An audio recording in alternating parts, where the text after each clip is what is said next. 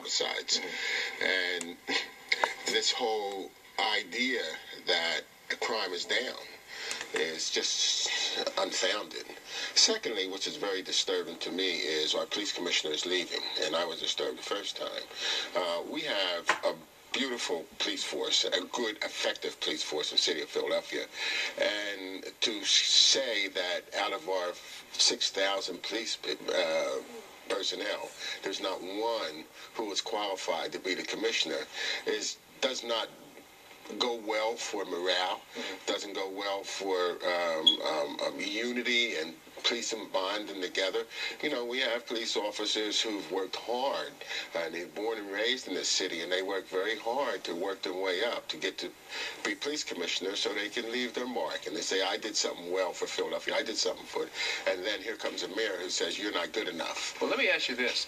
Mayor Nutter has been relatively quiet in terms of you challenging him. That is until this week when he filed that lawsuit trying to stop you from running, essentially claiming two things. One, that the signatures on your petition to run are not legible, they are invalid, even suggesting perhaps that your campaign workers may have filled them out themselves. How do you respond to the lawsuit and that kind of allegation? Well, number one, I think the petition, Mayor Nutter's way he's dealing with it is a cowardly way of dealing with it.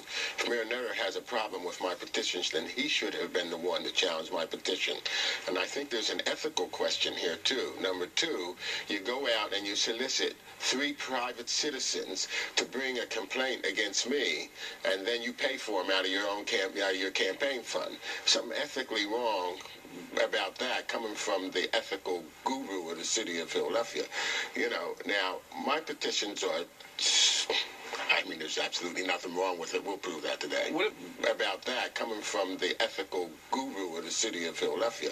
You know, now, my petitions are, I mean, there's absolutely nothing wrong with it. We'll prove that today. What about the residency? He claims that you have to, the city charter says you have to be a resident of the city for 3 years before the election. Of course, you were in Kentucky in federal prison between 2008 and 2010. The mayor says, therefore, you can't qualify to be a candidate in this. You know, the mayor is so frightened about me running that apparently he's blind. Here is some papers from the state. I'm going to let you read it right there. The residency requirement right there. You know, the Secretary of State is the one that's responsible for overseeing the elections.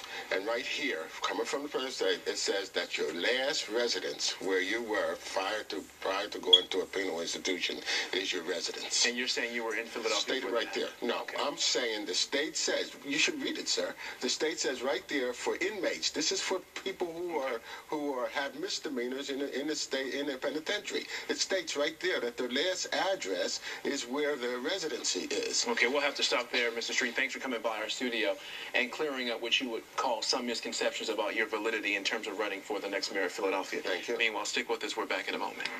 It's March 18th. It is a Friday, and we are underway with our No Second Term Nutter campaign. No Second Term Nutter voters exist as those working class, student, and impoverished families who have suffered felony crimes inflicted upon them under Mayor Michael Nutter's administration, official corruption, fraud, and civil rights felonies inflicted on working class, student, and impoverished families through conflict of interest relationships shared with some domestic relations judges, namely our administrative judge, Kevin M. Doherty, and a senior judge, Robert J. Matthews, and the multi-million-dollar billing interest of the several hundred of DHS and state agencies contractors. No second term Nutter, no second term Nutter. Today, March 18th. Message from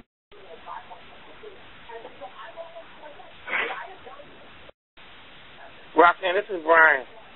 The judge is supposed to be considering the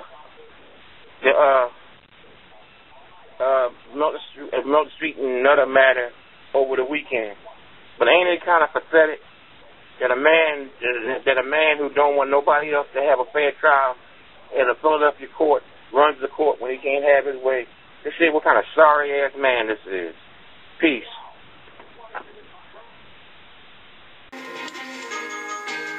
This is March 19th, 2011. This is Roxanne, Grinage, and I just got a part of Milton Street speaking to a reporter on the CW on the news this morning.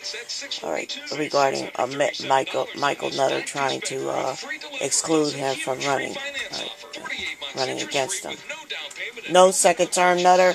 No second term Nutter. NUTTER'S DHS daily child slaughter. Philadelphia family courtroom killing floors must close. No second term Nutter. No second term Nutter. Go to www.HireLyrics.org. Free sign up form. Join 70 families and growing.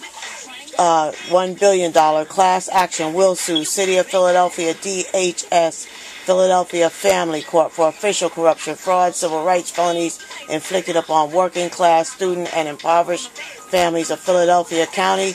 Nutter, DHS, Administrative Judge Kevin M. Doherty, and several other judges and certain city solicitors are in fact defendants in several federal lawsuits wherein the plaintiffs complaining about them children and families are severely retaliated against for trying to protect our civil rights, to protect our families. From NUTTER'S, known about over 600 illegal abortions, late term and live birth abortions of taxpayer paid for with children are raped in foster care.